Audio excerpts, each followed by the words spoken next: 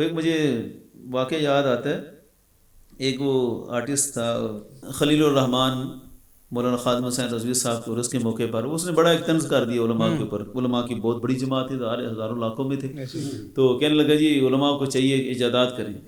تو اس کا بڑا سادہ سا جواب کہ علماء کے ذمے جو دین کی حفاظت کا ذمہ تھا وہ اللہ کے فضل سے کرتے آ رہے ہیں. جو ہمارے پیر میر علی شاہ صاحب نے فرمایا نا، اس دور سے لے کر، پہلے دور سے لے کر بلکہ آج تک جیسے بھی حالات میں کر رہے ہیں. ایجادات کرنا اور دیگر معاملات میں، سائنسی معاملات میں ترقی کرنا، وہ ہمارے اسلاف نے قربانیاں دے کر یہ ملک بنایا، یونیورسٹیاں بنائی ہیں، سارا کچھ بنایا. یہ تو آپ لوگوں کے ذمہ تھا.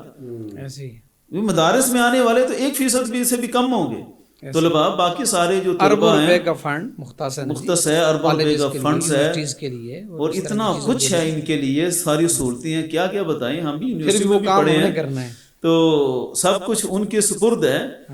تو اتنی صورتیں ہیں، ایجادات پھر بھی ہم نے ایجادات ترقی پھر بھی ہم نے کرنی. یعنی جتنا پیسہ ان پہ لگایا گیا، وہ تو فارغ بیٹھ کے ڈرامے لکھنے پر بیٹھ گئے. ڈرامے لکھ رہے ہیں بھائی، تیرے ذمہ تھا کہ یہ تم کرتا. آخر تم سب مسلمانوں کے بچے ہو، مسلمانوں کی اولاد ہو.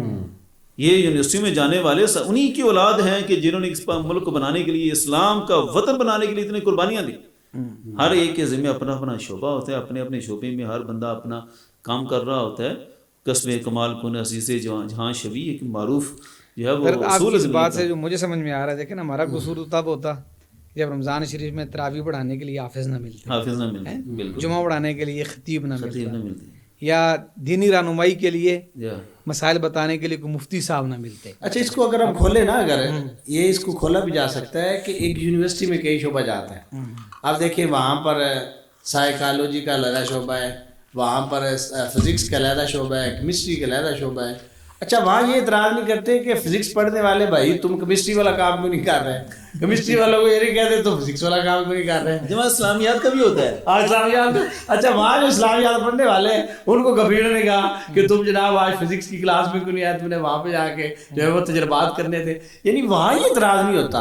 اور سارے کے سارے اعتراض آ کے مدارس پہ ہوتا ہے کہ جو نہ حکومتوں سے فنڈ لیتے ہیں، نہ انہیں کوئی باعث فنڈنگ ہوتی ہے، اپنے بہاف پہ اور اپنی محنت پہ، اپنی کوشش سے